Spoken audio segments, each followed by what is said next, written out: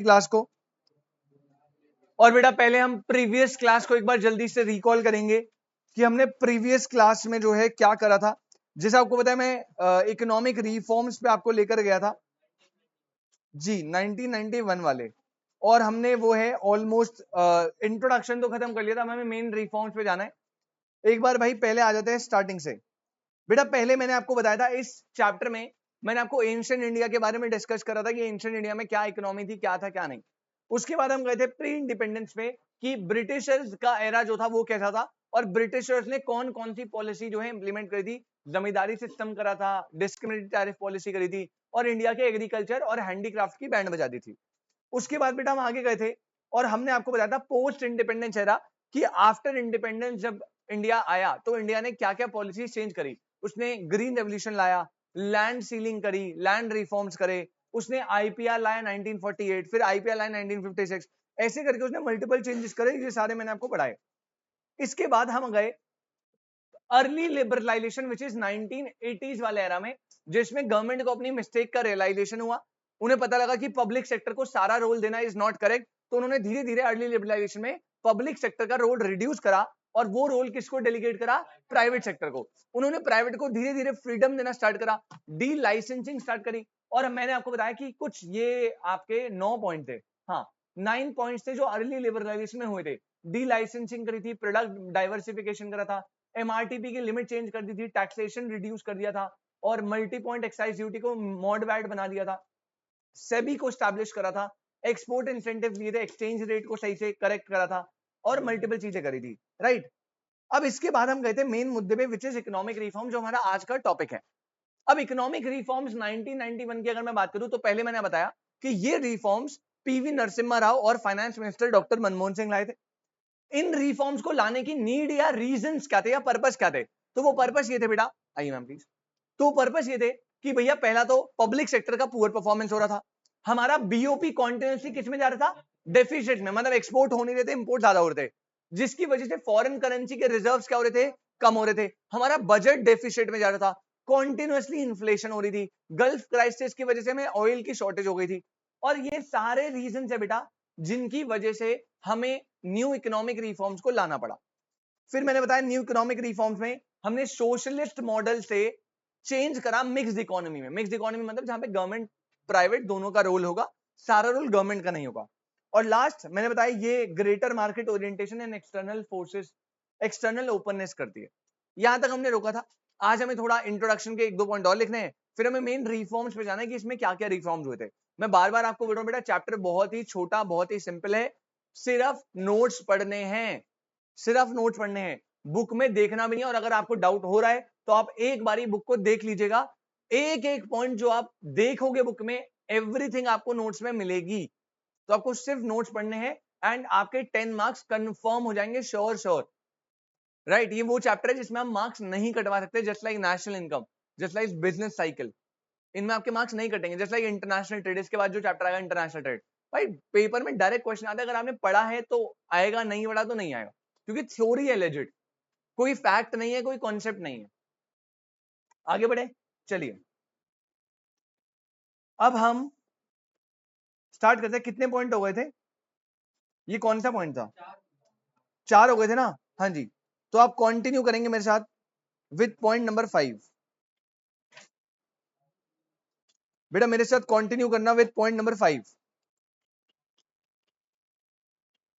अबे 5 लिखवाऊंगा ना अभी, पागल है क्या, 5 का है, 4 हो गए तो 50 तो आएगा अगला। हाँ तुझे बोला सुबह सुबह नशे,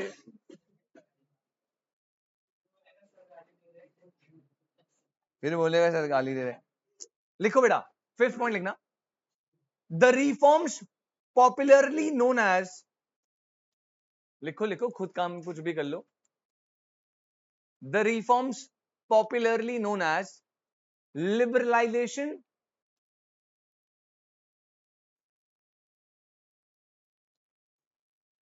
the reforms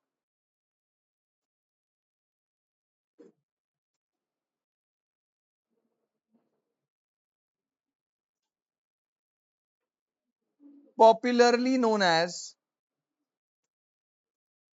liberalization privatization and globalization,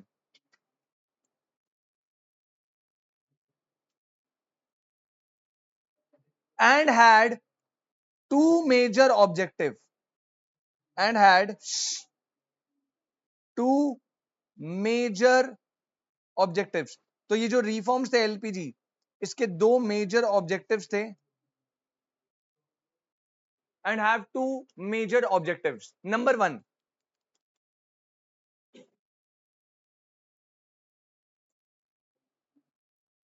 भाई पेन गया क्या?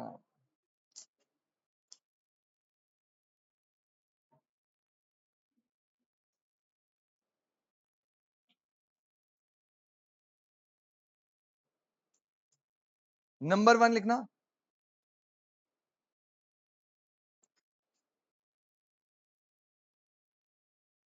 सेंट्रली डायरेक्टेड, ऐसे लिखना जैसे मैं लिख रहा हूं, एंड हाईली कंट्रोल्ड इकोनॉमी जो है हमारी, सेंट्रली डायरेक्टेड और हाईली कंट्रोल्ड इकोनॉमी को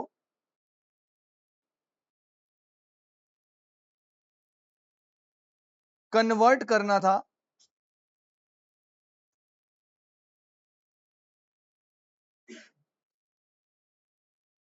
मार्केट फ्रेंडली और मार्केट ओरिएंटेड इकोनॉमी में।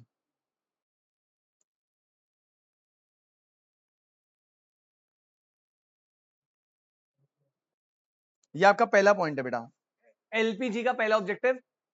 आपको पता है ना, पहले इकोनॉमी पूरी की पूरी सेंट्रली प्लान, मतलब गवर्नमेंट ऑर्गेनाइज थी, गवर्नमेंट बताएगी क्या करना है कैसे करना है। तो पहला ऑब्जेक्टिव था एलपीजी का कि centrally plan highly control economy को कन्वर्ट करना है market friendly and market oriented economy में, जहां पे कंज्यूमर के पास चॉइस हो, प्राइवेट प्लेयर्स के पास प्रोडक्शन करने का फ्रीडम हो, ऐसा सब। और पॉइंट नंबर 2 लिखेंगे, दूसरा objective,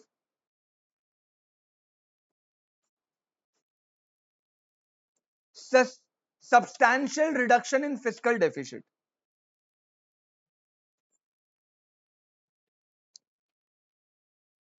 substantial reduction in fiscal deficit, जो गवर्नमेंट का बजट डेफिसिट आ रहा था, दूसरा ऑब्जेक्टिव था उस बजट डेफिसिट को रिड्यूस करना और से कन्वर्ट करना सरप्लस में।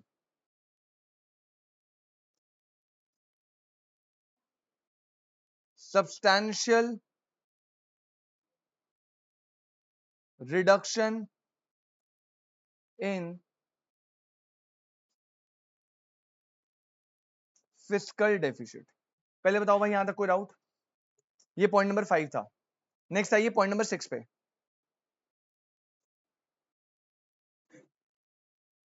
पॉइंट नंबर 6 लिखना और इसे प्लीज इंपॉर्टेंट कर लेना। Point number 6 important,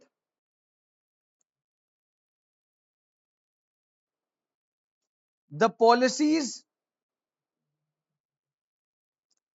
are broadly classified as, इसे बेटा दो पार्ट में डिवाइड करो जल्दी से।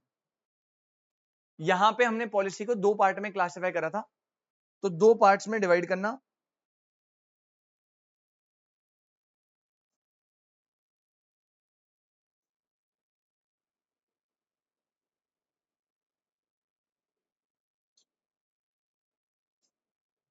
सबसे पहले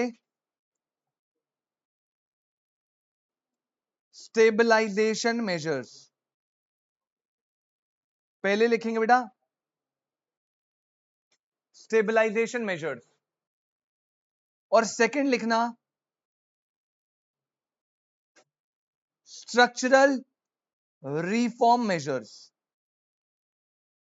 स्ट्रक्चरल रिफॉर्म मेजर्स। और एक मिनट पेन रख देना, पहले सुन लीजिए, जल्दी जल्दी बैठो, ये नोट करके पेन रख देना, ठीक है? अब तुषार भाई, जो आपकी एलपीजी पॉलिसी है, एलपीजी पॉलिसी के दो मेजर्स है, कितने मेजर थे?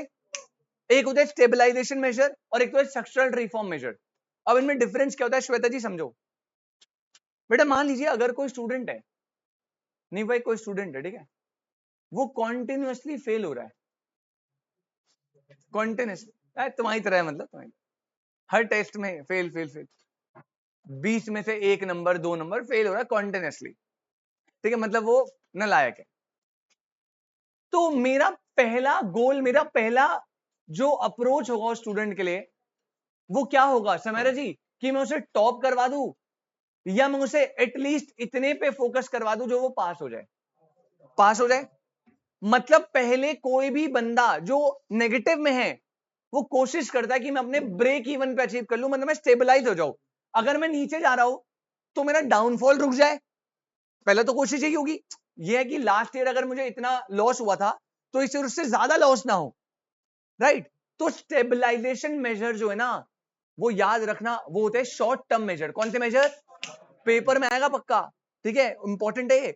शॉर्ट टर्म मेजर्स होते हैं जो फोकस करते हैं करेक्टिंग एंड कंट्रोलिंग पे। किस पे फोकस करते हैं? Correcting and.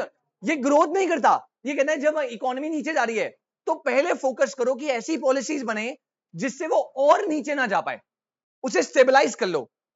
एक बार आपने शॉर्ट टर्म में स्टेबिलिटी अटेन कर ली तब आप फोकस करोगे ग्रोथ पे, इंक्रीज इन प्रोडक्शन पे, प्रोडक्टिविटी पे। एंड वो शॉर्ट टर्म प्रोसेस है, long term process. Growth is a long term process, तो वो आते हैं बेटा स्ट्रक्चरल रिफॉर्म मेजर्स। तो इस पॉलिसी में 2 मेजर रखे थे। पहले हमें इकोनॉमी को बैलेंस करने के लिए स्टेबलाइज करना था, उसके लिए थे stabilisation measure. These are short term measure जो फोकस करते हैं कंट्रोलिंग एंड करेक्टिंग पे। जब एक बार स्टेबलाइजेशन हो गई उसके बाद आप फोकस करते हो लॉन्ग टर्म मेजर्स पे जो फोकस करते हैं increase in production, increase in productivity, growth etcetera. और ये होते हैं स्ट्रक्चरल रिफॉर्म मेजर्स। क्या ये बात समझ आई? तो पहले इकोनॉमी को स्टेबलाइज करेंगे, फिर जब स्टेबलाइज हो गई तो ग्रो करेंगे। तो लिखते हैं फिर इसमें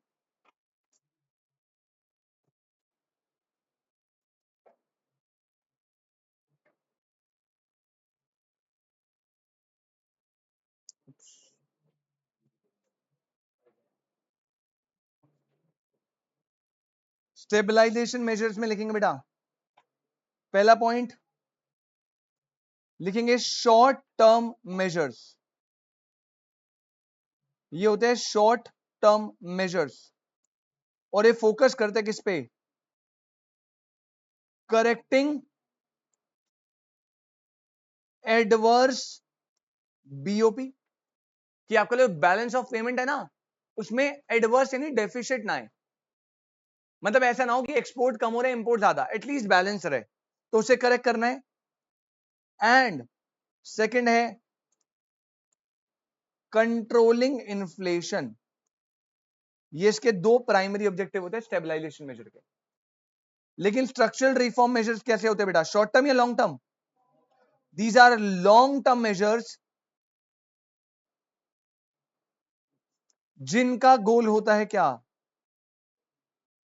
increase productivity and competition by removing रिजिडिटीज।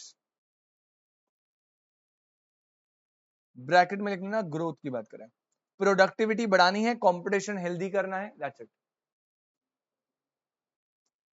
अगम भाई यहां तक कोई दिक्कत? पीछे शुभम शुभम पार्थ भाई क्लियर है, सिद्धार्थ भाई क्लियर है पक्का? तो बेटा न्यू इकोनॉमिक पॉलिसी का इंट्रोडक्शन होता है यहां पे खत्म। अब आप याद करो इसमें मेन पॉलिसीज कितनी थी? 3, लिबरलाइजेशन, प्राइवेटाइजेशन, ग्लोबलाइजेशन। अब इन तीनों को हमें थोड़ा डेप्थ में बढ़ना है कि इनके अंदर क्या क्या रिफॉर्म्स हुए थे और ये वाला टॉपिक भी खत्म हमारा। कोई दिक्कत? आगे बढ़ो। अब एक काम करना है आपको, फ्रेश पेज निकालना और पेज को हॉरिजॉन्टल कर दो। फ्रेश पेज निकालेंगे, पेज को हॉरिजॉन्टल करेंगे। प्लीज थोड़ा अपनी नॉर्मल हैंड राइटिंग से छोटा छोटा लिखिएगा क्योंकि थोड़ा सा कंटेंट थोड़ा सा बस ज्यादा है, वैसे ज्यादा नहीं है, एक पर्टिकुलर पॉइंट थोड़ा सा ज्यादा है, उसमें अपना कंटेंट जो है थोड़ा छोटा छोटा लिखिएगा। जब आएगा मैं बता दूंगा, अदरवाइज आप अपनी नॉर्मल जो आपकी है जितने अल्फाबेट्स आप लिखते हो वो लिख सकते हो, राइट। चलिए लाइन के सेंटर में हेडिंग डालेंगे बेटा, लाइन के सेंटर में हेडिंग डालो जल्दी से, new economic policy 1991। New economic policy 1991 बातें मत करो बेटा, जल्दी जल्दी कर लो। लाइन के सेंटर में लिखेंगे न्यू इकोनॉमिक पॉलिसी 1991, और इसको आप 3 कैटेगरी में डिवाइड कर लो मेरे साथ साथ फटाफट, जल्दी जल्दी, बस सारा गेम नोट्स का है और वही हमें ढंग से करना है। 1 2 3। सबसे पहला आप लिखेंगे बेटा लिबरलाइजेशन, सेकंड आप लिखेंगे बेटा प्राइवेटाइजेशन, और थर्ड आप लिखेंगे बेटा ग्लोबलाइजेशन। ये आपके 3 पॉइंट यहां पे।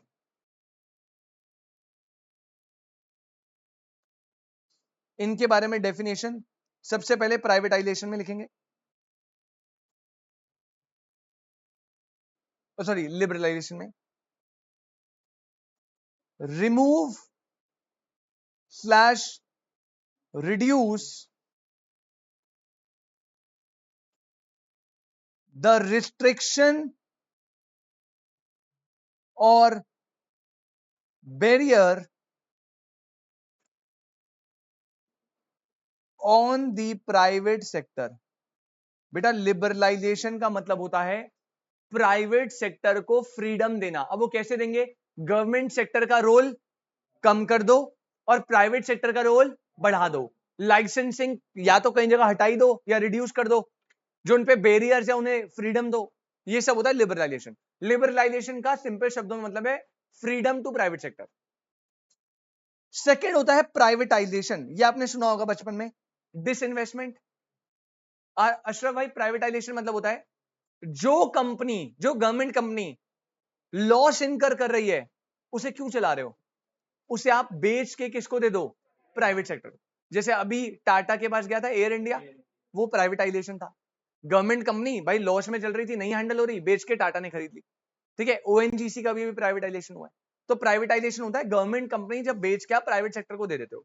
तो इसमें लिखना, ऑल दो इसमें बहुत टेक्निकलिटी होती है, इसमें 4 टाइप की होती है प्राइवेटाइजेशन, बट अभी हम इतना जान नहीं रहे इस पे। बस आप लिख लो selling of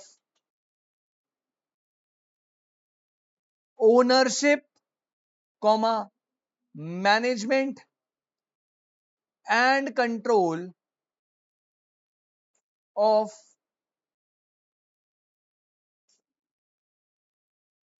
public sector undertaking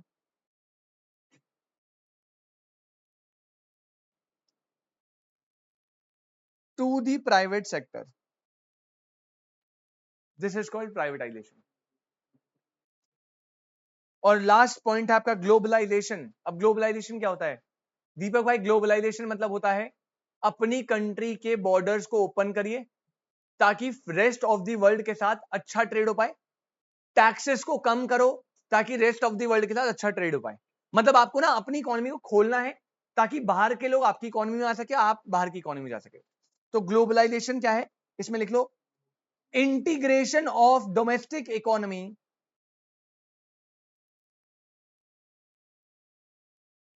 integration of domestic economy with the world economy, with the world economy to ensure fair trade and promote international trade. That's it. पहले बताइए तीनों का बेसिक मतलब क्लियर है? तुषार भाई क्लियर है? दीपक भाई क्लियर है? अशरफ, ऋतिक, पीछे वाली रो बेटा, सिद्धार्थ भाई सही एकदम ठीक है। आरिफ, लिबरलाइजेशन में प्राइवेट सेक्टर को फ्रीडम देना है, प्राइवेटाइजेशन में जो गवर्नमेंट कंपनी ढंग से काम नहीं कर रही उसको बेच के प्राइवेट को दे दो, और ग्लोबलाइजेशन में फॉरेन बैरियर्स को ब्रेक करना है सो दैट ट्रेड जो है वो फेयर हो और प्रमोट करना है ट्रेड को। यहां तक कोई दिक्कत? आगे बढ़े बेटा। प्राइवेटाइजेशन ग्लोबलाइजेशन आपके सिलेबस में नहीं है, मतलब बुक में कुछ बात नहीं करी इसकी, यहीं पर है, जितना थोड़ा बहुत होगा तो मैं पॉइंट लिखवा दूंगा। मेन जो डिस्कशन है पूरा वो किसके ऊपर है? लिबरलाइजेशन। तो अब आप एक काम करेंगे, अगला लिबरलाइजेशन को फर्दर 5 पार्ट में डिवाइड करो बेटा। लिबरलाइजेशन को इसके अंदर फर्दर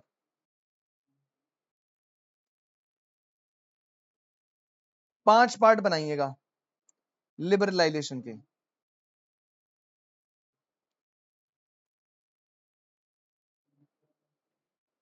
ठीक है। नंबर 1 फिस्कल या फिर इन्हें बोलते हैं टैक्स रिफॉर्म। तो सबसे पहले जो फ्रीडम देने की शुरुआत हुई सरकार ने कहा सबसे पहले फ्रीडम कहां देंगे? टैक्स में। तो पहले रिफॉर्म थे फिस्कल या फिर टैक्स रिफॉर्म। हमें यह देखना है कि कहां कहां सरकार ने कैसे फ्रीडम दिया। सेकंड जो लिबरलाइजेशन हुआ बेटा, फ्रीडम दिया, वो दिया गया financial sector reform. Second heading बनाना फाइनेंशियल सेक्टर रिफॉर्म, जिन्हें प्यार से बैंकिंग या मॉनेटरी सेक्टर रिफॉर्म भी बोलते हैं। पेपर में किसी से भी आए देख लीजिएगा। अब आपको समझ आ गया यहां पे किसको फ्रीडम दिया गया? बैंक्स को फ्रीडम दिया गया कि भाई प्राइवेट बैंक्स खुल सकते हैं, क्या इन्वेस्टमेंट लगेगी, क्या रिफॉर्म है, सब कुछ। तो पहले टैक्स से रिलेटेड फ्रीडम दिया, फिर बैंक से रिलेटेड फ्रीडम दिया। इसके बाद थर्ड आता है, बिल्कुल छोटा सा पॉइंट है, इसमें तो कुछ है ही नहीं, कैपिटल मार्केट रिफॉर्म। और ये पॉइंट मैंने आपको ऑलरेडी बता दिया है। समरा जी, कैपिटल मार्केट समझते हो क्या होता है? Stock market. कैपिटल मार्केट क्या होता है? और 1991 के बाद स्टॉक मार्केट के लिए सबसे बड़ा रिफॉर्म क्या था? सेबी। याद है 1992 में सेबी स्टैब्लिश हुआ था। क्या हुआ था बेटा? कान पे ऐसा चांटा पड़ेगा ना, स्टैब्लिश नहीं हुआ था, स्टैब्लिश हुआ था 1988 में। स्टैट्यूटरी रिकॉग्निशन मिला था 1992 में। पर लास्ट क्लास में चीख चीख के बोला था, लिखवाया भी था, फिर भी तुम नालायक हो। फिर से रिपीट कर रहा हूं, 1988 में स्टैब्लिश हुआ था। स्टैट्यूटरी रिकॉग्निशन कब मिला था? 1992 में एक्ट बना था, राइट। तो कैपिटल मार्केट रिफॉर्म में यही है कि सेबी को स्टैट्यूटरी रिकॉग्निशन मिल गई थी 1992 में बाय एन एक्ट। इसके बाद सबसे इंपॉर्टेंट, जिसमें आपको स्पेस मेंटेन करना है ज्यादा, अगम भाई पॉइंट नंबर 4 लिखना, इंडस्ट्रियल सेक्टर रिफॉर्म। बेटा आपको याद है ना, गवर्नमेंट ने इंडस्ट्रीज पे कितनी ज्यादा रिस्ट्रिक्शन लगाई थी, सब कुछ पब्लिक संभालेगा, लाइसेंस कंपलसरी है, ये वो। तो अब हम इनमें फ्रीडम देंगे इंडस्ट्रियल सेक्टर रिफॉर्म के चलते। और इसके बाद इसमें प्लीज स्पेस मेंटेन करिएगा, इसमें आपको ज्यादा चाहिए लाइन वाइन, तो आप इसको थोड़ा छोटा छोटा लिखना जो भी लिखोगे इसमें। और लास्ट पॉइंट बेटा आप बना लीजिए, point number 5, which is trade policy reform. Trade मतलब बेटा जो आपका एक्सपोर्ट एंड इंपोर्ट है, उससे रिलेटेड भी रिफॉर्म्स कुछ करे गए थे। इन पांचों को डिवाइड कर दो। ऑनलाइन वाले बच्चे बेटा सेम लिंक से मीटिंग रिजॉइन करो जल्दी से, फिर हम आगे की बातचीत करते हैं।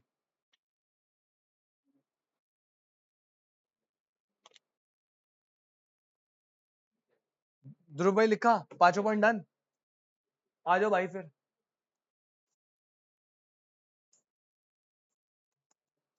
खुशी जी फोन मत चलाओ यार, ढीठ होते हैं कुछ बच्चे, मानते ही नहीं है। वैसे बेटा आप कम आते हो, अब जिस दिन आए उस दिन भी फोन चलाओगे ब्रेक में ऐसे, तो अच्छा लगेगा। तुम जब आ रहे हो ना बता दिया करो, कलश रखवा दूंगा चावल वाला।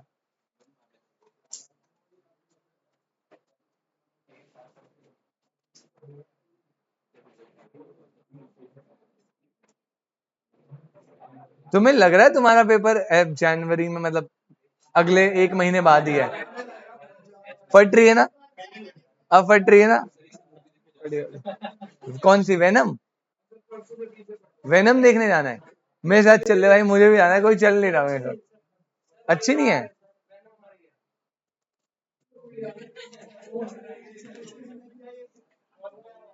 अबे वो हर मूवी में ही दिखाते हैं वो मर जाता है, पर बाद में वो बच जाता है। ओए बाहर निकल तू, डिस्क्लेमर दे रहा है पहले ही। पूरा वो खराब कर रहा है सस्पेंस हमारा। चलो स्टार्ट करें। अब आ जाओ, पहला रिफॉर्म, लिबरलाइजेशन का पहला रिफॉर्म क्या है बेटा? फिस्कल और टैक्स। अब सरकार ने सबसे पहले गम भाई ये देखा कि यार लोग ना टैक्स से बड़ा परेशान है, टैक्स से बहुत ज्यादा परेशान है। तो सरकार ने कहा सबसे पहले हम जो फ्रीडम प्रोवाइड करेंगे वो किसमें करेंगे? आपको पता है इंडिया में हाईएस्ट इनकम टैक्स रेट क्या है? मैंने पहले बताया था, कितना गया था? 97.5। इंडिया में हाईएस्ट टैक्स परसेंट ही होगा भाई। तू 1 लाख रुपए कमाएगा, 97 रुपए लेंगे तेरे से, परसेंट ही होगा। इंडिया का हाईएस्ट टैक्स रेट वॉज 97.5%। मतलब अगर आपके पास 1 रुपए आया, 100 रुपए आया, तो उसमें से 97.5 रुपीज आप गवर्नमेंट को टैक्स पे करोगे और आपकी जेब में बचेगा 2.5 रुपए। ठीक है। अभी भी अगर आप सब कुछ मिला दो, अगर आप टॉप एकदम एकदम टॉप नॉच स्लैब में आते हो, अंबानी टाइप, तो आपका मिला मुलू के अप्रोक्सीमेटली 40% तो बैठ जाता है। सरचार्ज सेस वगैरह लग लग के 40-42% बैठ जाता है। वो भी हाई है कंपेरेटिवली भाई। इनकम का 40% देना मजाक थोड़ी है। तो तभी तो लोग ब्लैक मनी कलेक्ट वलेक्ट करते हैं, जैसे हो जा भाई, करेगा ये बंदा। मुझे क्यों देख रहे हो भाई? हंस रहे हो मुझे देख के? मैं नहीं करता भाई, मैं नहीं करता भाई। सब ट्रांजेक्शन ऑनलाइन होता है। हाँ, पॉइंट ये है कि गवर्नमेंट ने डिसाइड करा कि भाई अपन जो है इसको टैक्स में फ्रीडम देंगे। अब उनका पर्सपेक्टिव पता क्या था? कि हम अगर टैक्सेस को रिड्यूस कर देंगे तो लोगों पे बर्डन क्या हो जाएगा? कम। जिसकी वजह से वो टैक्स इवेजन नहीं करेंगे, टैक्स की चोरी नहीं करेंगे ना। अब मुझसे कोई बोलेगा भाई 100 में से 97 रुपए दे दो, मैं दूंगा क्या? मैं अपनी इनकम 100 दिखाऊंगा ही नहीं। लेकिन जब आप मुझे बोलोगे 100 में से 20 रुपए दे दो, तो मैं दूंगा। ऐसा गवर्नमेंट ने सोचा था, लेकिन वो भूल गए इंडिया है, फिर भी लगे बड़े बंदे। बट द पॉइंट इज कि गवर्नमेंट का ये सोचना था कि अगर हम टैक्सेस को रिड्यूस कर देंगे तो लोग टैक्स इवेजन क्या करेंगे? कम, जिससे हमारी टैक्स रेवेन्यू बढ़ जाएगी। लोग भले ही कम टैक्स देंगे लेकिन ज्यादा नंबर ऑफ पीपल देंगे तो टैक्स रेवेन्यू इंक्रीज होगी। कुछ हद तक ठीक भी था सोचना, बट फिर से इंडिया है। चलो आ जाओ भाई, फटाफट जल्दी जल्दी लिखना, ठीक है। वैसे फिस्कल मतलब होता है,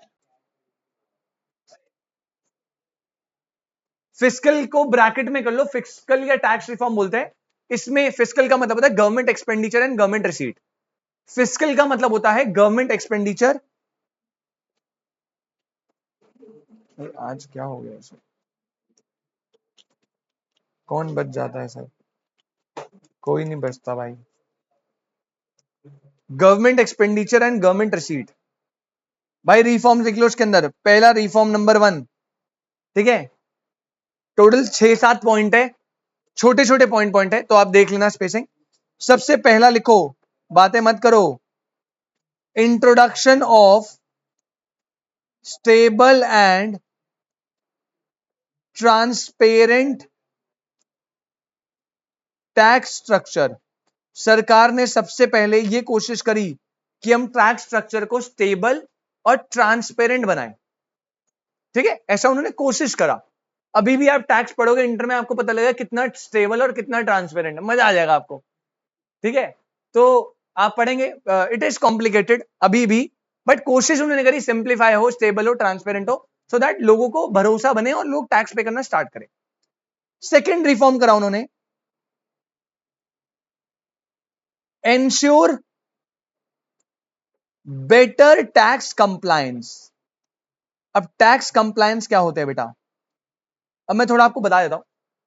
यार आपको पता है हर साल आपको अपनी रिटर्न्स फाइल करनी होती है। अब वो रिटर्न कौन फाइल करेगा?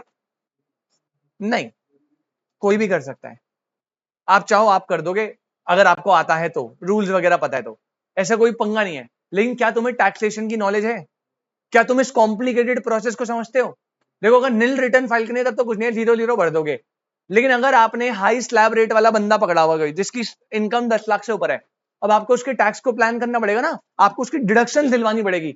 80C 80U 80E इनकी डिडक्शन होती है, आप पढ़ोगे सारा इंटरमीडिएट, सारी डिडक्शन है, एक पूरा चैप्टर डिडक्शन के लिए कि कौन कौन सी डिडक्शन आप क्लेम कर सकते हो। जैसे आपको बताएंगे कि आप मेडिकल के लिए कितना पैसा क्लेम कर सकते हो गवर्नमेंट से। आप LIC में पैसा डाल रहे हो तो उसके लिए भी आप रिफंड मांग सकते हो कि भाई हमने इतना पैसा LIC में डाला, ये पैसा रिफंड करो। तो ऐसी डिडक्शंस होती है। लेकिन क्या ये डिडक्शंस की नॉलेज आपको है? नहीं है। तो आपको टैक्स बचाने के लिए किसके पास जाना पड़ता है? सीए के पास, उसे नॉलेज है। और जब आप सीए के पास जाओगे तो क्या ये वो काम ये फ्री में करेगा या पैसे लेगा? मतलब आप देखो, आप सरकार को पैसे दे रहे हो अपनी इनकम में से, और वो पैसे देने के लिए भी आपको सीए को पैसे देने पड़ रहे हैं। क्या ये इनकरेजिंग प्रोसेस है, डिस्करेजिंग? मतलब मैं 1 लाख रुपए कमा रहा हूं, उसमें से 30,000 रुपए सरकार को दे रहा हूं, और ये 30,000 देने के प्रोसेस में मैं 10,000 रुपए सीए को दे रहा हूं। This is called compliances. अब ये कंप्लायंसेस जितने ज्यादा होंगे, फॉर्म फिल करो, पेमेंट करो, ये फॉर्म की पेमेंट हो, कंप्लायंस जितने ज्यादा होंगे, लोग टैक्स के लिए उतना क्या होंगे? डिस्करेज। कंप्लायंसेस जितने कम होंगे, लोग टैक्सेस के लिए उतना क्या होंगे? इनकरेज। तो उन्होंने इंश्योर करा कि बेटर टैक्स कंप्लायंसेस हो। ठीक है, पॉइंट नंबर 2। पॉइंट नंबर 3 पे आना बेटा।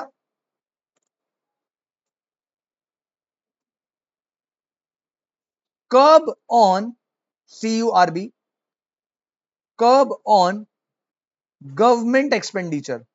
आपको पता है ना बेटा, हमारा फिस्कल डेफिसिट आ रहा था गवर्नमेंट एक्सपेंडिचर में, खर्चे ज्यादा हो रहे थे। तो अब डेफिसिट को रोकने के लिए सरकार को फालतू खर्चे क्या करने पड़ेंगे? कम। जैसे सब्सिडीज हो गया, उनको थोड़ा रिड्यूस करा सरकार ने फालतू खर्चों को। तो कर्ब ऑन गवर्नमेंट एक्सपेंडिचर, रीजन आपको पता चल गया है, ताकि हमारा डेफिसिट किस में बन जाए? सरप्लस में बन जाए। पॉइंट नंबर 4, जो मैंने अभी आपको पॉइंट बताया, रिडक्शन इन सब्सिडीज। सरकार ने अपनी सब्सिडीज को क्या करा बेटा? रिड्यूस, ताकि खर्चे फालतू वाले कम हो। And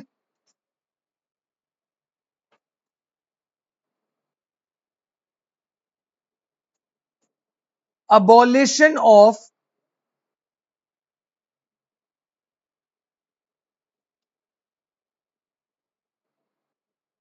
unnecessary expenses।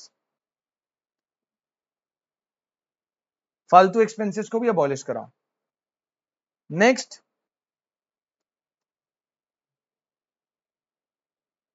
Disinvestment of government equity holding in PSU, public sector undertaking. सरकार के पास जो कंपनीज थी, उन कंपनीज को उसने बेच के किसको दे दिया?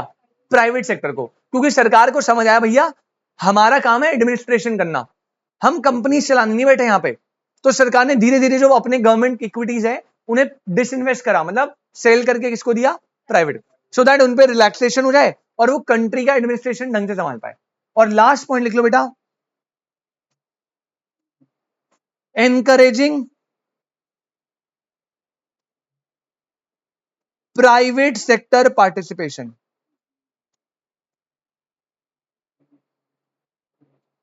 Encouraging private sector participation, private sector participation को एनकरेज करा। नोट्स बनाते चलना भाई, पहले ही बता रहा हूं, पेपरों के टाइम पे किसी ने मैसेज डाला ना कि सर नोट्स भेज दो पूरे, युग भाई बहुत मारूंगा। हाँ अब तो है, दे दिए तो अब नहीं दूंगा, पहले ही बता रहा हूँ, नोट्स बनाते चलना। क्योंकि अगर तुम्हें नोट्स ऐसे ही भेजने थे तो मैं रीड ही करा देता ना। बस आयुष नोट्स बना रहे ना बेटा तू, वेरी गुड। चल, पहला पॉइंट हो गया।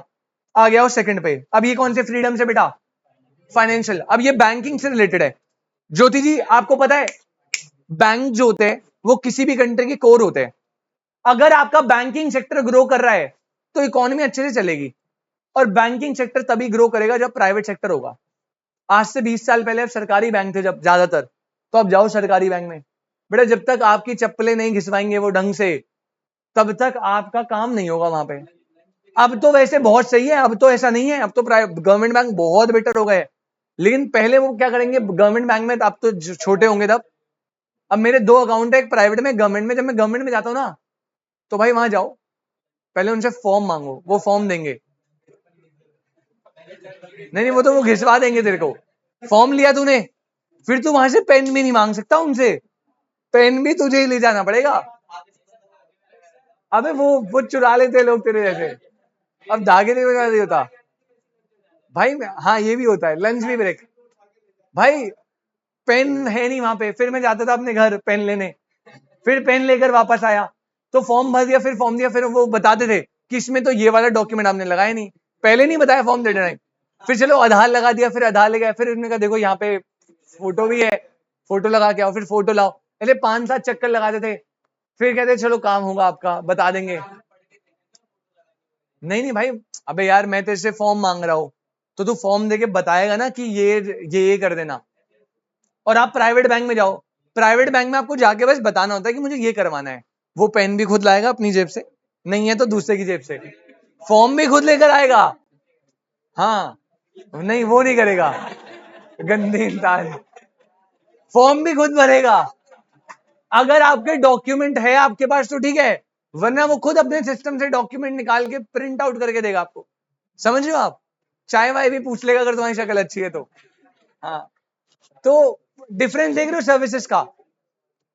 तो फाइनेंशियल सेक्टर में ग्रोथ तभी होगी जब प्राइवेट बैंक का एंटर होगा। ये गवर्नमेंट को समझ आ गया, तो उन्होंने कहा भाई एंट्री करवाओ फटाफट। तो आप लिखना चालू करना, 4 पॉइंट है या 5 शायद, छोटे छोटे। पीएसयूज बेटा पब्लिक सेक्टर अंडरटेकिंग, पीएसयूज होते हैं पब्लिक सेक्टर अंडरटेकिंग, मतलब गवर्नमेंट कंपनीज। आ जाओ भाई जल्दी, पॉइंट नंबर 1 फटाफट। पहला पॉइंट है इंटरेस्ट रेट लिबरलाइज्ड। जो लोन के इंटरेस्ट रेट है उनको थोड़ा सा रिड्यूस करा, फ्रीडम दिया। अब भाई अगर आप लोन के इंटरेस्ट रेट हाई रखोगे तो क्या इकोनॉमी में कोई बोरोइंग करेगा? बोरोइंग नहीं करेगा तो कोई स्पेंडिंग नहीं करेगा, कैसे इकोनॉमी रन करेगी? तो इंटरेस्ट रेट को थोड़ा लिबरलाइज करा, कॉमा करके लिखना। इसी के साथ साथ reduction in controls by RBI. बेटा आरबीआई के कंट्रोल्स को क्या कर दिया? और इसमें एक वर्ड क्लियरली याद रखना, एक वर्ड लिख लो आप, आरबीआई को पता क्या बना दिया था? Regulator to facilitator. जो आरबीआई पहले रेगुलेटर हुआ करता था, समझ रहे जी? रेगुलेटर मतलब क्या है? ऑर्डर देता था, सुपरविजन करता था। अब उसे बना दिया फैसिलिटेटर, मतलब ऑर्डर पहले वो बोलता था सीआरआर रखवाना पड़ेगा, दैट इज रेगुलेटर। अब वो बोलता है आपके लिए बेहतर है कि अगर आप सीआरआर रखवा लो, नहीं रखवाना आपकी मर्जी है, रखवा लोगे तो आपके लिए बेटर है। डिफरेंस समझ आ रहा है दोनों में? तो भाई आरबीआई को रोल को रिड्यूस करा फ्रॉम रेगुलेटर टू फैसिलिटेटर। इसमें पॉइंट नंबर 2 लिखो बेटा, पॉइंट नंबर 2,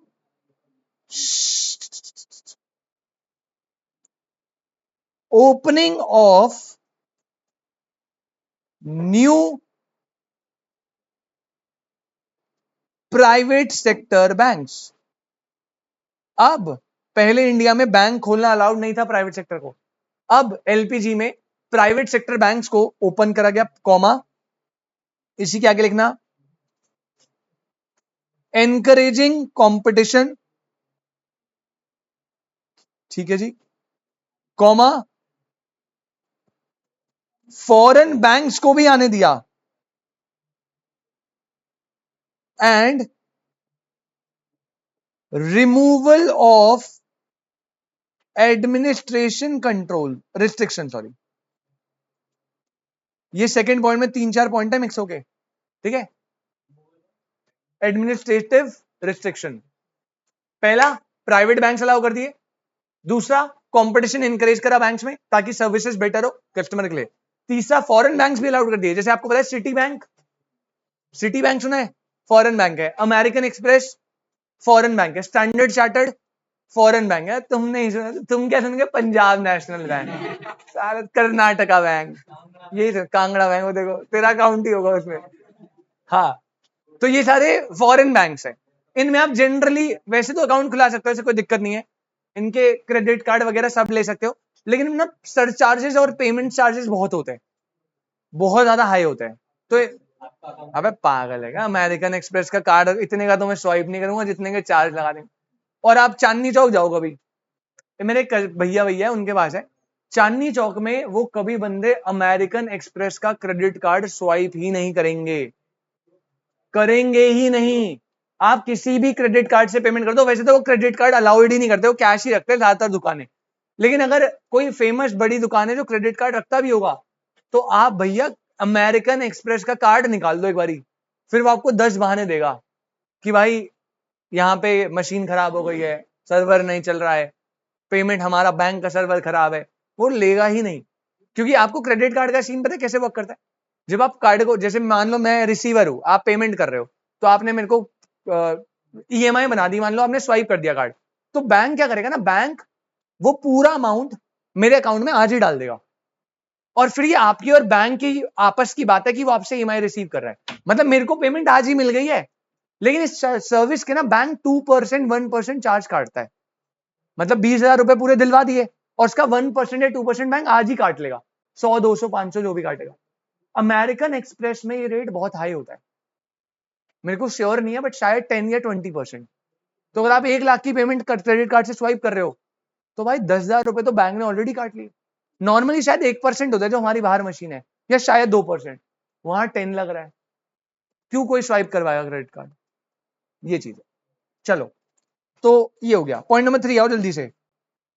बेटा क्या आपने सुना है CRR and SLR?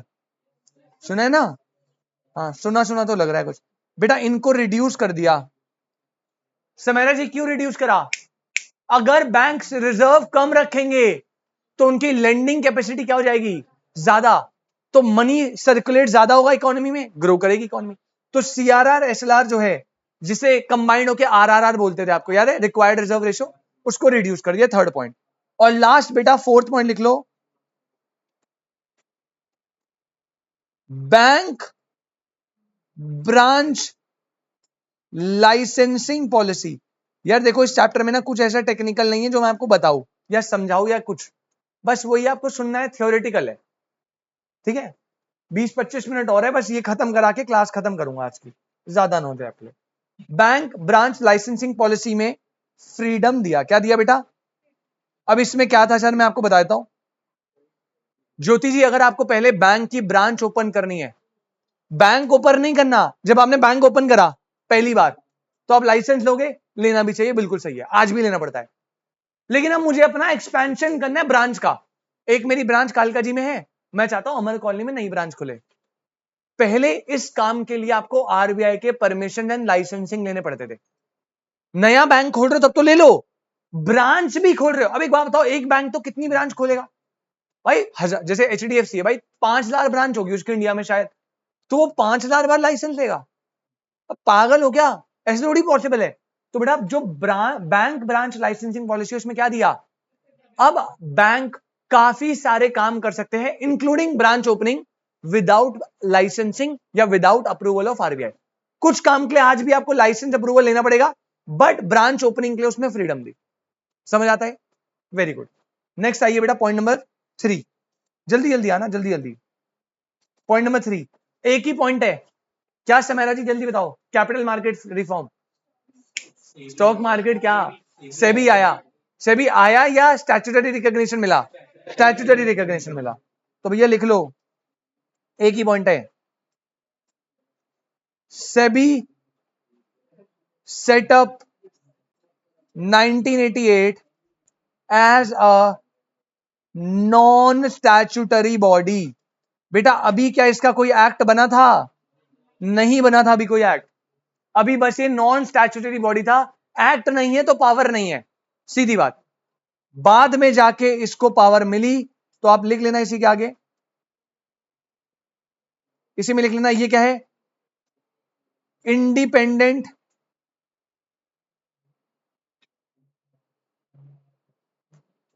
Regulatory body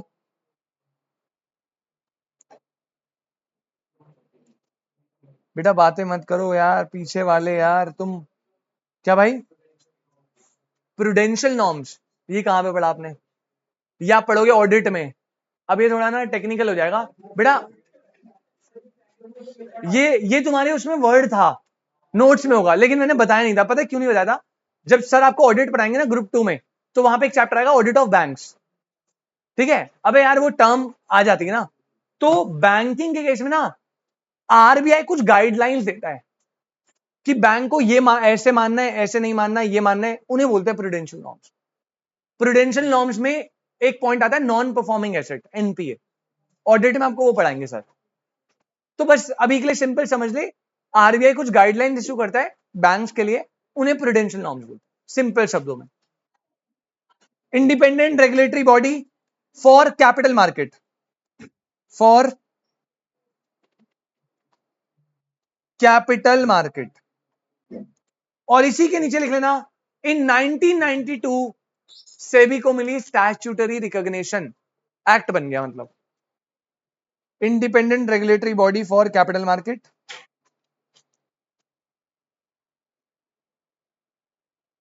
और 1992 में इसको मिल गया स्टैट्यूटरी रिकॉग्निशन।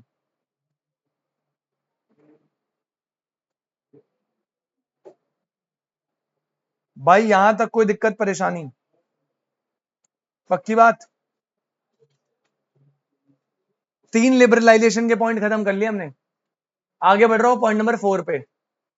अब इसमें भाई 8-9 पॉइंट है, प्लीज थोड़ा छोटा छोटा लिखिएगा, अदरवाइज पॉइंट्स आ नहीं पाएंगे। वैसे अगर लिखोगे आ जाएंगे, ऐसा कोई नहीं है, पॉइंट छोटे छोटे। बस आप ना फोकस करना पहले पॉइंट पे, पहले पॉइंट को थोड़ा कंसोलिडेट करके लिखना छोटा छोटा। अगर पहला पॉइंट आपने लिख दिया तो बाकी सारे सिंगल सिंगल पॉइंट है, ठीक है।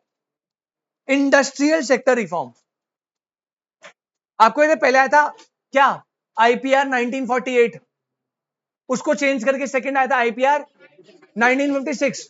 अब ये थर्ड रिफॉर्म लगा लो आप, इंडस्ट्रीज में थर्ड चेंज। ऑल्दो इसके बीच में भी चेंज हुए थे, बट हमारे बुक के हिसाब से थर्ड चेंज है। अब देखो क्या चेंज हुआ। पॉइंट नंबर 1, पहला पॉइंट लिखो बेटा, end of licence raj by removing licence restriction for all industries except for 18। अब आपकी बुक में वैसे अभी भी ये गलत लिखा हुआ है, लेकिन यही लिखा हुआ है तो यही लिखना है और यही फॉलो करना है। वो कह रहे हैं हमने लाइसेंसिंग राज को रिमूव कर दिया, लाइसेंस नहीं लगाना अब, एक्सेप्ट कितना इंडस्ट्री, 18। बेटा वैसे ना मेजर ये 5 में था, पर आपकी बुक में शायद पहला फेज दिया हुआ है, तो पहले लाइसेंस को हटा के 18 इंडस्ट्री तक रखा, और बाद में अब आज के टाइम 18 से 5 हो गई। नहीं नहीं मैम, वो 3 जो आप बोल रहे हो वो एक्सक्लूसिवली पब्लिक वाली है, ये लाइसेंस की बात कर रहा है। कितनी इंडस्ट्री लाइसेंस के लिए, इन 5 इंडस्ट्री में आपको लाइसेंस लेना पड़ेगा। जितने भी तुम्हारे फेवरेट प्रोडक्ट्स होते हैं इसमें सब वही आता है, ये दारू गुटखा सिगरेट, जो खुशी अच्छे से एकदम डेली कंजम्पशन, ठीक है। और बाद में ब्रैकेट में लिख लो बेटा 18 इंडस्ट्रीज को, ये ब्रैकेट में लिखवा रहा हूं मैं आपके लिए नॉलेज के लिए। बाद में 18 इंडस्ट्रीज को रिड्यूस टू 5 इंडस्ट्रीज। बाद में 18 इंडस्ट्री को रिड्यूस करके कितना कर दिया, तो अभी 5 इंडस्ट्री है जहां पे लाइसेंस लगती है, उसके अलावा आपको लाइसेंस की रिक्वायरमेंट नहीं है। अब आपको नाम भी याद रखने हैं, नाम भी याद रखने हैं भाई, इनके नाम लिख लो नीचे ब्रैकेट में, छोटा छोटा लिखना। Arms and ammunition, very good, comma,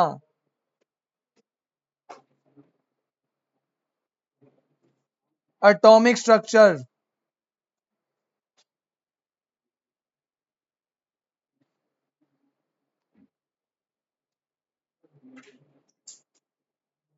ठीक है।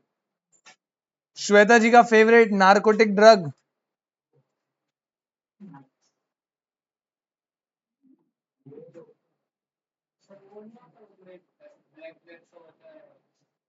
बेटा वो तो कुछ और किसी और चीज की बात कर रहा है तो, नारको नहीं नहीं, ये उस सेगमेंट की बात नहीं कर रहा, ये कुछ और बात कर रहा है। हाँ तो इसे और गंदा बना दे, बना दो बना दो। हजार्डियस केमिकल्स,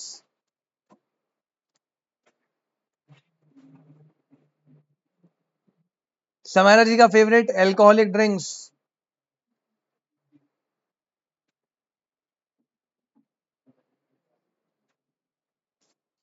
सिगरेट्स,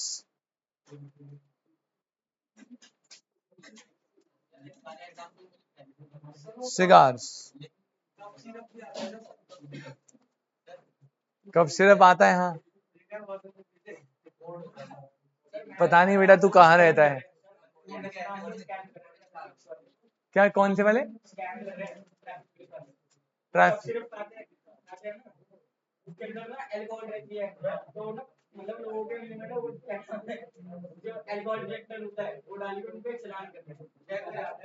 यार मेरे हिसाब से ऐसा तो नहीं, उसमें एल्कोहल में एक सर्टेन क्वांटिटी पे अगर वो आता है तो होता है, इतना हाई एल्कोहल थोड़ी होगा कि। और ये कब सिर्फ कौन पी रहे इतनी सारी ऐसे? क्या बॉटल की बॉटल पी जाते हैं? मेरी मम्मी तो भाई चम्मच से पिलाती है। वो फिर कफ वफ के लिए नहीं पी रहे बेटा, वो तो फिर अलग। वो आरिफ भाई को ज्यादा नॉलेज होगी इसके, क्यों पी रहे। अच्छा, पहला पॉइंट डन। पॉइंट नंबर 2 आओ भाई। Point number 2,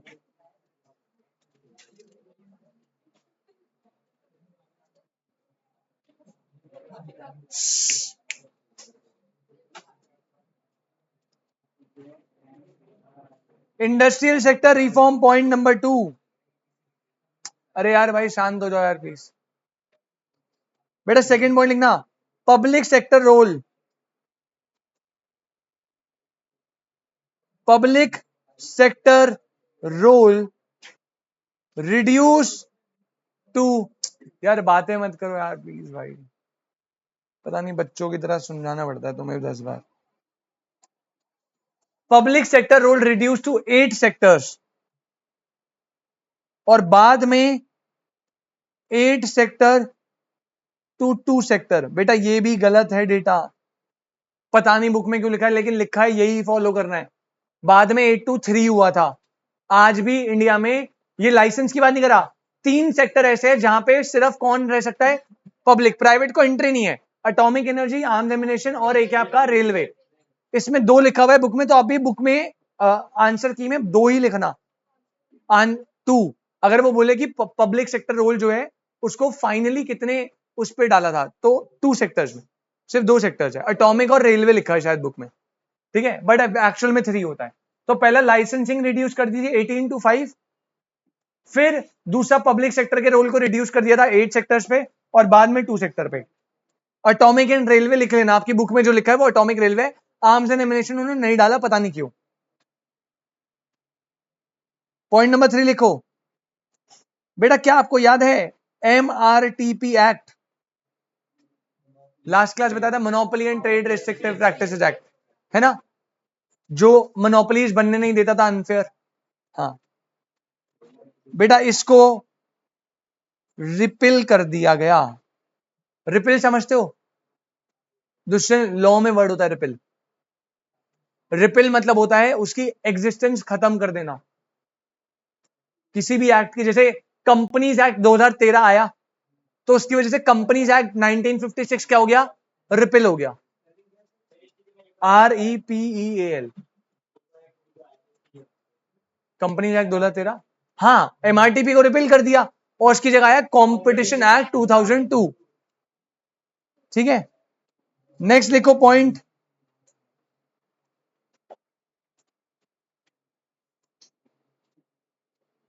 many products of SSI,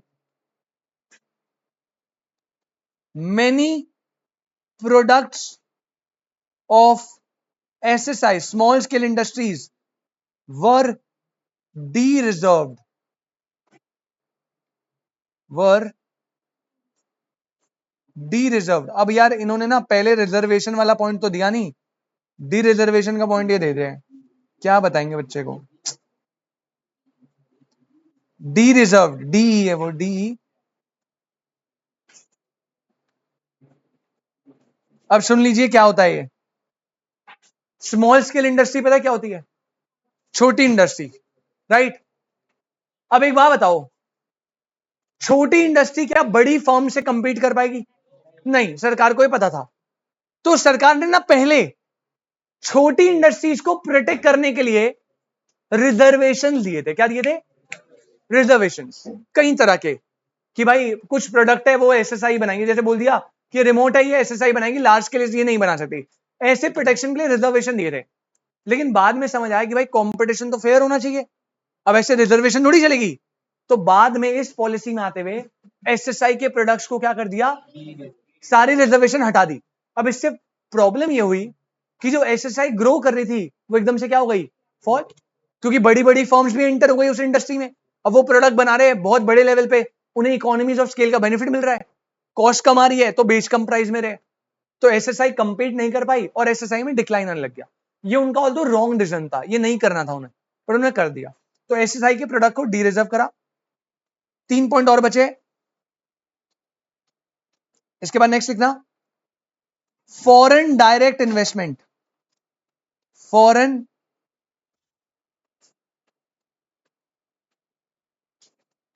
direct investment, जिसे हम एफडीआई बोलते हैं।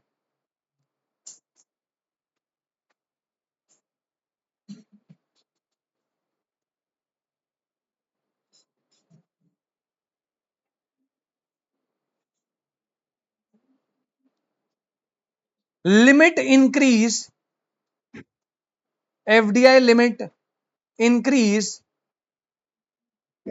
Up to 51%। मतलब अगर बाहर से कोई बैंक खोलना चाहता है तो हमने उसकी लिमिट कितनी कर दी, 51% कर दी बेटा। याद रखना पहले बैंकिंग सेक्टर में लिमिट 49 थी, मतलब पहले अगर कोई बाहर का व्यक्ति इंडिया में बैंक में इन्वेस्ट करना चाहता है तो वो कितना इन्वेस्ट कर सकता है, क्या उसे उससे कंट्रोल मिलेगा, तो लोग डिस्करेज होते थे। तो गवर्नमेंट ने डिसाइड करा कि अब बाहर के लोग इन्वेस्ट करेंगे और लिमिट कितनी है, 51 तक कर सकते हैं एफडीआई लिमिट। इसी में एक चीज और लिख लेना, इसी के नीचे, एफडीआई इज प्रोहिबिटेड। और याद रखना ये लिमिट बैंकिंग के लिए बता रहा हूं सिर्फ, हर सेक्टर में अलग अलग है। FDI was prohibited only in 4 sectors, 4 sectors में एफडीआई को प्रोहिबिट करा गया था। यहां पे एफडीआई लग ही नहीं सकती। कौन कौन से, पहला ब्रैकेट में लिख लो, याद रखना कौन से। पहला लिखेंगे रिटेल ट्रेड,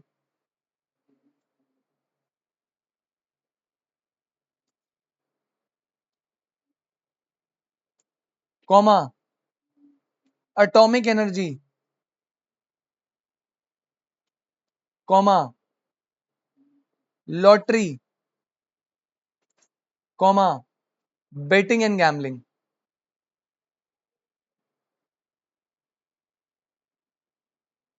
इनमें एफडीआई अलाउड नहीं है, बाहर से इन्वेस्टर पैसा नहीं लगा सकते इंडिया में, ठीक है। नेक्स्ट पॉइंट,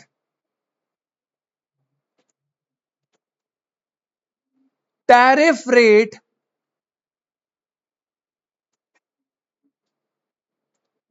रिड्यूस किया गया 355% से 285%। यार ये चल ही नहीं रहा, 285%। पहले टैक्सेस लगते थे 355%, उसे रिड्यूस करा 85% इन 1994।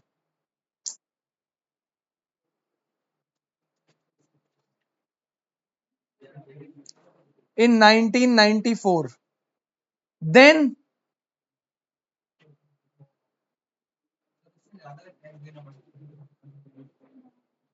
हाँ जी भाई 355%। हाँ मतलब अगर आप गुड्स प्रोड्यूस करके 100 रुपए का गुड्स प्रोड्यूस कर रहे हो तो उसमें आपको एक्साइज वगैरह जुड़ के 355 और ऐड हो गया, फिर आपको कस्टमर से हाई प्राइस चार्ज करने पड़ेंगे। प्रोडक्शन में टैक्सेस बहुत ज्यादा थे। अच्छा 355 से कितना रिड्यूस करा, 85। उसके बाद देन 85 से कर दिया 50% इन 1996 एंड फर्दर रिड्यूस टू 40% 2008 में। जो इंपोर्ट पे टैक्स लगते हैं 355% से 85, फिर 50 और फिर 140। लेकिन याद रखना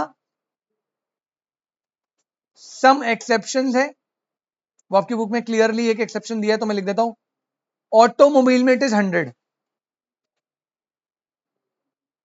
ऑटोमोबाइल में कितना है बेटा 100%।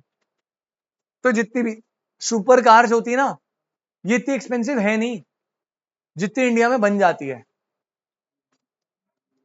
ठीक है, क्योंकि भाई टैक्सेस ही 100% है। मतलब अगर आप 1 करोड़ की गाड़ी ले रहे हो तो 1 करोड़ उस पर टैक्स लगेगा, फिर हम इंडिया में आई 2 करोड़ की, अब जो 2 करोड़ है उस पर अलग टैक्स लगेंगे, कौन से इंडिया वाले, आरटीओ, इंश्योरेंस, जो भी आरसी रजिस्ट्रेशन, वो बढ़ते बढ़ते 2.5-3 करोड़ चला जाता है फिर ऐसे, ये प्रॉब्लम है।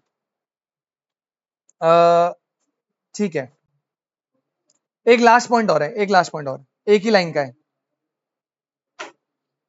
सरकार ने एक और काम करा which is what, devaluation of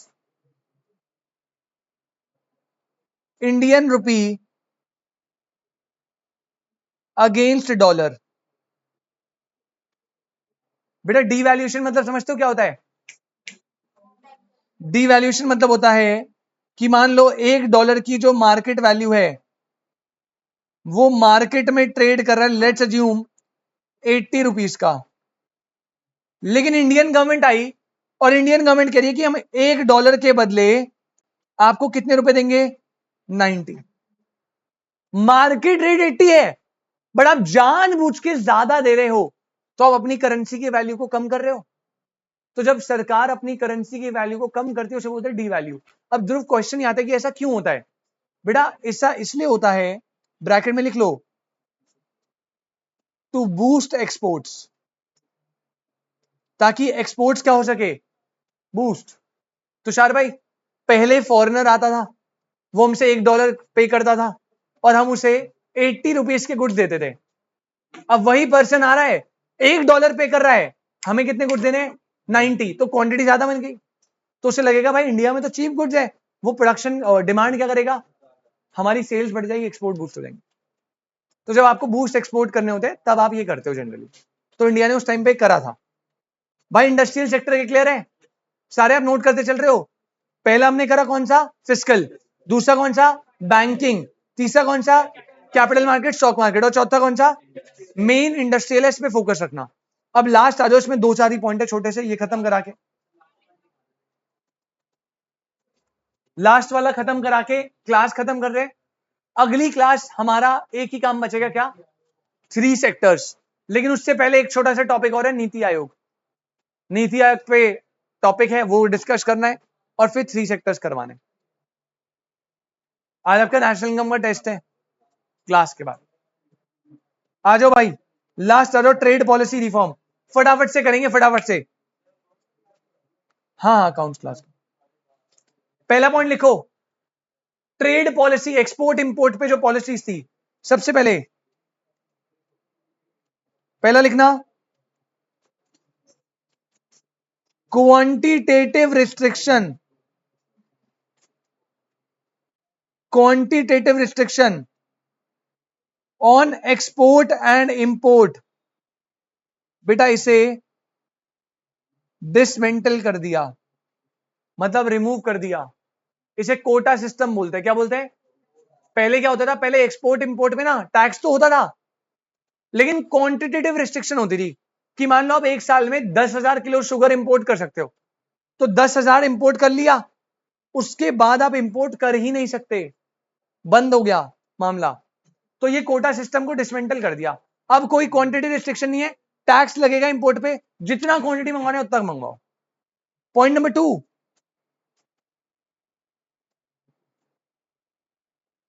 focus on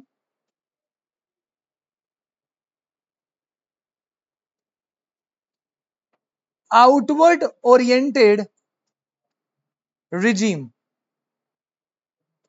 focus on outward oriented regime. बेटा आउटवर्ड ओरिएंटेड रिजीम का मतलब होता है, सरकार ने कहा देखो आपको इंपोर्ट को कंट्रोल नहीं करना, आपको बस एक काम करना है, आपको अपने एक्सपोर्ट्स को ज्यादा रखना है। किससे, आप इंपोर्ट करो जितना करना है, 100 करोड़ का कर लो इंपोर्ट, बस एक्सपोर्ट 101 करोड़ का कर देना, ताकि बीओपी सरप्लस में आ जाए। तो this called outward oriented regime. Next, reduction and simplification, reduction and simplification of tariff.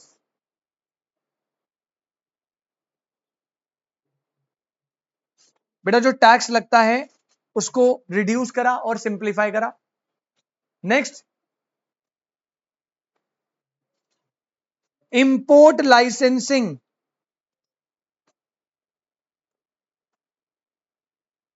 इसे रिमूव कर दिया हमेशा के लिए। और एक्सपोर्ट ड्यूटीज, इसे भी रिमूव कर दिया हमेशा के लिए।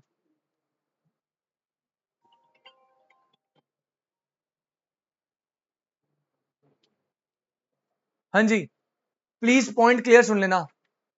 पहला, कोटा सिस्टम को हटा दिया हमेशा के लिए। इंपोर्ट लाइसेंसिंग को हटा दिया हमेशा के लिए। एक्सपोर्ट करने पे टैक्स क्यों लगाना भाई, उससे तो फॉरेन करेंसी आ रही है, क्यों लगा रहे फालतू में। एक्सपोर्ट को भी हटा दिया, लेकिन जो इंपोर्ट करने पे टैक्सेस थे उसे हटाया नहीं, क्या करा, रिड्यूस करा। बाकी सबको रिमूव कराए, इंपोर्ट पे जो टैक्स लग रहा है उसे रिड्यूस कराए। कंफ्यूज मत होना, ठीक है। ये आपका पूरा का पूरा एलपीजी पॉलिसी होता है खत्म। पहले बताइए यहां तक कोई दिक्कत? बेटा बस पॉइंट्स आपको गो थ्रू करने हैं यार, इसमें कोई टेक्निकल नहीं है, मुझे समझाना है, न्यूमेरिकल करवाने हैं। पॉइंट्स है, मैंने लिखवा दिया, आपको याद रखने पड़ेंगे, ठीक है। तो इनको कंप्लीट करिएगा, आज इन्हें रीड करिएगा। हाँ जी, एक्सपोर्ट ड्यूटीज को रिमूव कर दिया। अच्छा, उसका अगेंस्ट डॉलर।